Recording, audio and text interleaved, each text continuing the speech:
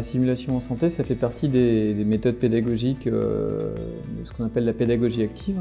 C'est un outil parmi tant d'autres en fait, qui permet d'entraîner les équipes à la prise en charge de situations diverses, soit d'urgence ou pas, puisque la simulation permet les gens de s'entraîner à des situations qui ne sont pas courantes. C'est un outil qui permet de les mettre en confrontation, de travailler leur raisonnement clinique, de travailler leur réflexivité pour être plus compétents dans leur prise en charge au quotidien dans leur service et auprès des patients. Donc on a des très bons retours, les gens vraiment sont contents. Ils se sentaient vraiment pour une fois avoir une formation qui était adaptée à ce qu'ils faisaient dans la vie de tous les jours, dans leur quotidien.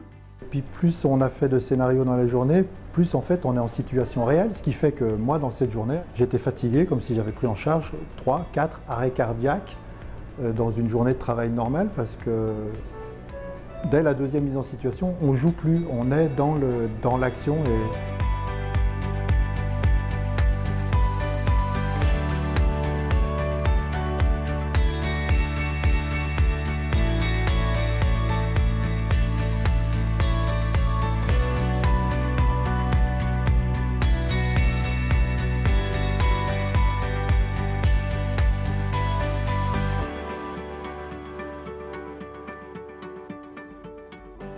La simulation qu'on fait auprès des professionnels au CHAL ou tous les professionnels auprès de qui on intervient, ce sont des occasions d'apprentissage parce qu'on met les gens en situation et que derrière c'est eux qui sont là pour analyser leurs prestations, trouver des solutions si les situations ne sont pas forcément bien passées.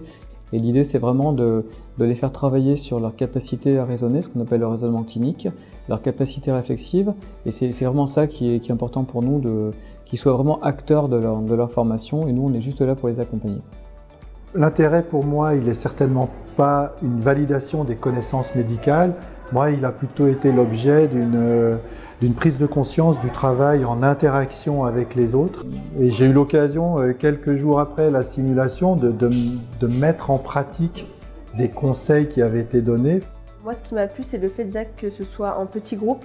Donc ça reste toujours dans le non-jugement et dans la bienveillance. Ce qui m'a plu aussi, c'est le fait que ce soit sur notre volontariat et que ce ne soit pas noté ou évalué. Ça, je pense que c'est important, ça nous permet de ne pas avoir trop de pression.